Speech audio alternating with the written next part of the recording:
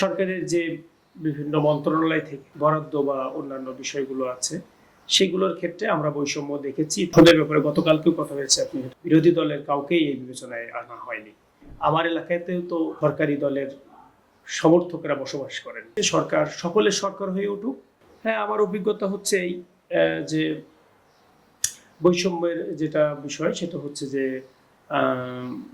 সরকারের যে বিভিন্ন মন্ত্রণালয় থেকে বিশেষ করে বরাদ্দ বা অন্যান্য বিষয়গুলো আছে সেগুলোর ক্ষেত্রে আমরা বৈষম্য দেখেছি। ইতিমধ্যে সে ব্যাপারে আমি টিভি চ্যানেলেও কথা বলেছি, সংসদের যদি কথা বলার সুযোগ হয় নাই আমাদের নেতৃবৃন্দকে অবহিত করেছি যে এটা প্রধানমন্ত্রীর দৃষ্টিগোচর করার জন্য, এবং সংসদের ব্যাপারে গতকালকেও কথা হয়েছে, আপনি হয়তো শুনে থাকবেন যে 3টা টার্মে সরকার বরাদ্দ করেছেন একটা মিনিস্ট্রি থেকে। সেখানে ওভারঅলি সকল সংসদ সদস্য আমরা একটা যেটা বরাদ্দ সেটা সবাই পাইলাম। নেক্সট টাইমে আবার আরেকটা বরাদ্দ করা হবে যেটা বড়, আগের থেকে অনেক ডাবল আর কি। তো সেইটার ক্ষেত্রে শুধু সরকারি দলকেই বিবেচনায় নেওয়া হয়েছে, বিরোধী দলের কাউকেই এই বিবেচনায় আনা হয়নি।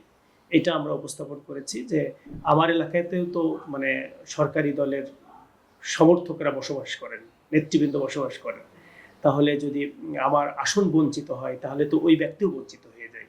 তো সেই ক্ষেত্রে সরকার তো সকলের, তা আমরা এটা সরকারকে বোঝানোর করছি যে সরকার সকলের সরকার হয়ে উঠুক এবং এই ডিসক্রিমিনেশনকে বাইরে রেখে সবার জন্য সম বন্টন নীতি এটা বাস্তবায়ন করুক।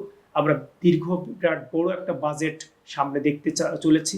আসলে বিগত সময়গুলোতে এক সরকার মানে এক বছরে যা করেছেন পরের বছরে সেটাকে আরো বাড়ানোর জন্য চেষ্টা করেছেন, এক সরকার যা করেছেন পরের সরকার ক্রেডিট নেওয়ার জন্য বলি আর করার জন্য বলি তারা এটাকে বাড়ানোর চেষ্টা করেছেন, কিন্তু এটার বন্টনটা, সুষম বন্টনটা আমরা কখনো দেখি নাই। এই সুষম বন্টন যদি নিশ্চিত করা যায় তাহলে এই বাজেট জনগণের কল্যাণে কাজে লাগবে। আর নচেত এই বাজেট আসলে বেসিক্যালি ওই ক্রেডিট নেওয়ার বাজেটেই পরিণত হবে, যে আগের থেকে আমরা বেশি বাজেট উপস্থাপন করেছি। এই বেশি বাজেটের যে ঘাটতি, একটা বাজেট অনেক টাকায় প্রায় 3 লক্ষ কোটি টাকার একটা বাজেট ঘাটতি থাকবে এবছরও যেটা আসতেছে।